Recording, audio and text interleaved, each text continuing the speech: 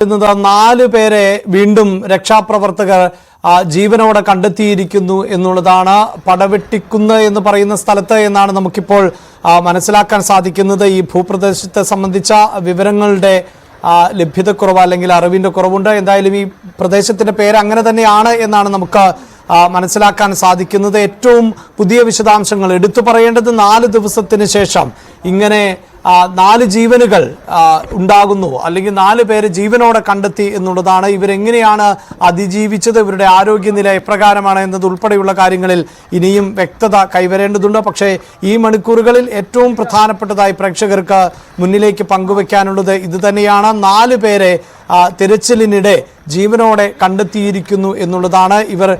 ഇവർക്ക് മറ്റ് സംഘങ്ങളുമായി ബന്ധപ്പെടാൻ സാധിക്കാതെ പോയിരുന്നതാണോ, ഒറ്റപ്പെട്ടു പോയിരുന്നതാണോ, ഈ 4 പേരുടെ സാഹചര്യം എന്താണ് എന്നതുൾപ്പെടെയുള്ള വാർത്തയുടെ വിശദാംശങ്ങൾ ആണ് ഇനി ലഭ്യമാകേണ്ടത്. പക്ഷേ ഈ മണിക്കൂറിൽ പ്രത്യേകിച്ച് 4 ദിവസം പിന്നിടുമ്പോൾ ഇനി ആരും ജീവനോടെ ഉണ്ടാകാൻ സാധ്യതയില്ല എന്ന് പ്രതീക്ഷിച്ചിരുന്നവർ ഇപ്പോൾ 4 പേരെ ജീവനോടെ കണ്ടെത്തിയിരിക്കുന്നു എന്നുള്ളതാണ്. വിശദാംശങ്ങളുമായി വി വിനോദാണ് ചേരുന്നത്. വിനോദ്, എന്താണ് ഇതിന്റെ പൂർണ്ണരൂപം?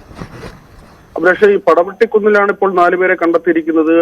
സൈന്യത്തിന്റെ തിരച്ചിലാണ് 4 പേരെ ജീവനോടെ കണ്ടെത്തിയത്.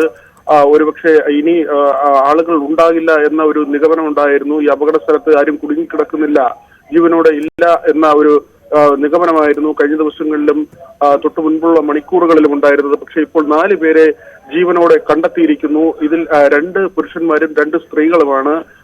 ഈ വനിതകളിൽ ഒരാൾ യുവതി, കാലിന് പരിക്കുണ്ട് എന്ന വിവരമാണ് സൈന്യത്തിൽ നിന്ന് നമുക്ക് ലഭിക്കുന്നത്.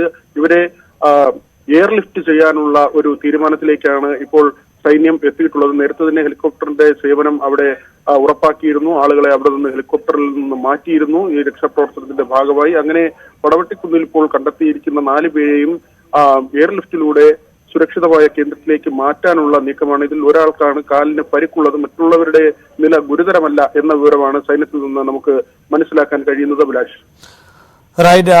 2 പുരുഷന്മാർ 2 സ്ത്രീകൾ എന്നതാണ് ഇപ്പോൾ ഏറ്റവും പുതുതായി വരുന്ന വിവരം. ഇന്ത്യൻ ആർമിയുടെ വളരെ കൃത്യമായ സ്ഥിരീകരണം ആണ് ഉള്ളത്. അതോടൊപ്പം തന്നെ ഇതിൽ ഒരു യുവതിയുടെ കാലിന് ചെറിയ പരിക്കുണ്ട് എന്നതാണ് ഏറ്റവും ഒടുവിലെ വിവരങ്ങൾ. അതായത് 4ാം ദിവസം, അതായത് തിരച്ചിൽ ആരംഭിച്ച് 4ാം ദിവസമാണ് സൈന്യം ഇത്തരത്തിൽ 4 പേരെ കണ്ടെത്തിയിരിക്കുന്നത്. പടവെട്ടിക്കുന്ന് എന്ന് പറയുന്ന പ്രദേശത്ത് ആയിരുന്നു ഈ 4 പേർ ഉള്ളത്. ഒരു പക്ഷേ ഇവർക്ക് പുറംലോകവുമായി ബന്ധപ്പെടാൻ പറ്റാത്ത സാഹചര്യമായിരുന്നിരിക്കാം എന്ന് വേണം നമുക്ക് മനസ്സിലാക്കാൻ. ഇത്രയും ദിവസം എന്തുകൊണ്ട് ഇവരെ സംബന്ധിച്ച വിവരങ്ങൾ ലഭ്യമായിരുന്നില്ല എന്നത് ഉൾപ്പെടെ അറിയേണ്ടതാണ്. എന്തായാലും വളരെ സന്തോഷകരമാകുന്ന, അതായത് ചുറ്റും കണ്ണീർ വാർത്തകൾ മാത്രമാണ് വെച്ചുകൊണ്ടിരിക്കുന്നത് എങ്കിൽ പോലും ഇങ്ങനെ ഒരു വിവരം തീർച്ചയായും സന്തോഷകരമാകുന്ന ഒന്നാണ്. പ്രത്യേകിച്ച് തെരച്ചിൽ തുടരുന്ന സാഹചര്യം ഉണ്ട്.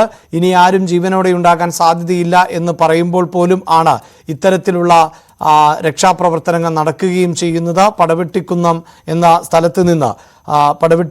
സ്ഥലത്ത് നിന്നാണ് ഇപ്പോൾ 4 പേരെ രക്ഷപ്പെടുത്തിയിട്ടുള്ളതായി സൈന്യം വ്യക്തമാക്കിയിട്ടുള്ളത്.